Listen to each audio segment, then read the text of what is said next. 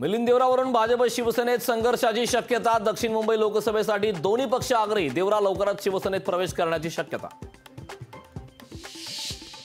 पुणे लोकसभेसाठी आमदार रवींद्र धंगेकर ही इच्छुक। पक्षाने संधी दिल्यास नक्की लोकसभा लढणार, धंगेकरांनी व्यक्त केली इच्छा।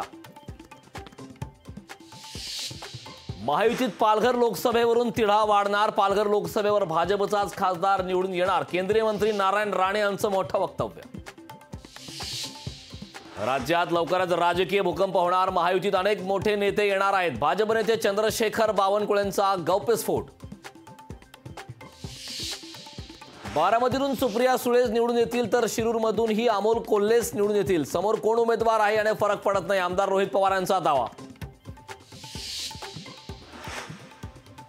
अटल सेतूमध्ये अटलजींचा फोटोच नव्हता। राम मंदिरमध्ये तरी रामाची मूर्ती असेल ना। पंतप्रधान मोदींना उद्धव ठाकरेंचा खोचक टोला।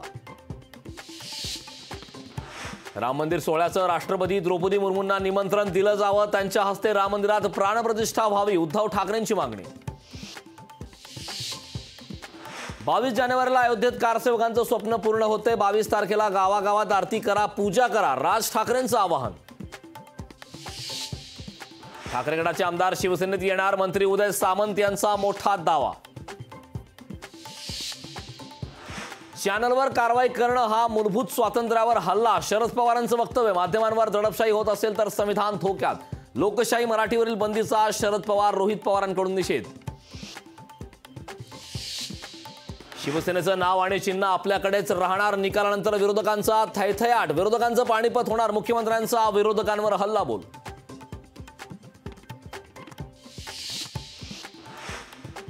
मुख्यमंत्र्यांचं हिंगोलीतलं भाषण पूर्ण होईपर्यंत विधानसभा अध्यक्ष थांबले।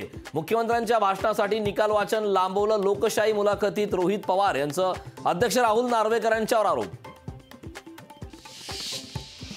समीर भुजबळ आणि पंकज भुजबळ यांना बँकेची नोटीस। कर्ज थकवल्याप्रकरणी बँकेची नोटीस।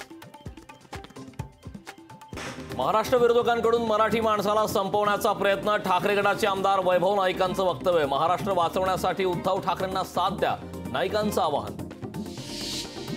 ओबीसी महाएल्गार सभेला मराठा आंदोलकांचा विरोध। बीडमध्ये मराठा समन्वयक पोलिसांच्या ताब्यात। भुजबळांनी राजीनामा देऊन सभेला येण्याची केली मागणी।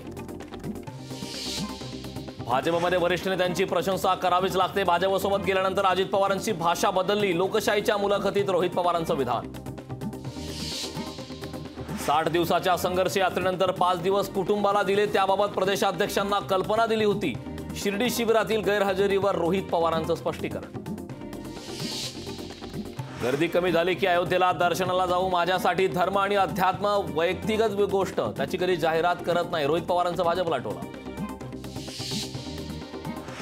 तरुणांना न्याय मिळत नाही तोपर्यंत लढत राहणार सरकार। युवा पिढीला गांभीर्याने घेत नाही, हे गंभीर, रोहित पवारांची सरकारवर टीका। केंद्रीय मंत्री ज्योतिरादित्य शिंदेंकडून विठ्ठल रुक्मिणी मंदिराची स्वच्छता। हातात झाडू घेऊन मंदिर परिसरात केली स्वच्छता। राम मंदिर सोहळ्याचे अमेरिकेत झळकले होर्डिंग्स। रामललाच्या प्राणप्रतिष्ठा सोहळ्याचे 40 होर्डिंग्स। नागपूरच्या सिव्हिल इंजिनियरनं साकारली राम मंदिराची 11 फुटाची हुबेहूब प्रतिकृती। प्रफुल्ल माटेगावकर यांच्या कलाकारीचं सर्वत्र कौतुक। राज्यात कोरोनाचे आढळले 95 नवे रुग्ण। सक्रिय रुग्णांची संख्या 773 वर पोहोचली। नागरिकांना काळजी घेण्याचं प्रशासनाचं आवाहन।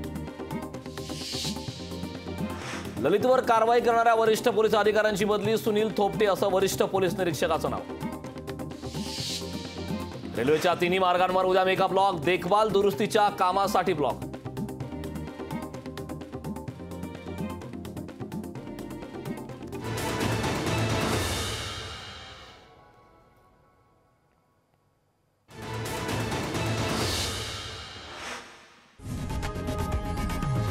लोकशाही मराठी ऐका, पहा, जागरूक रहा।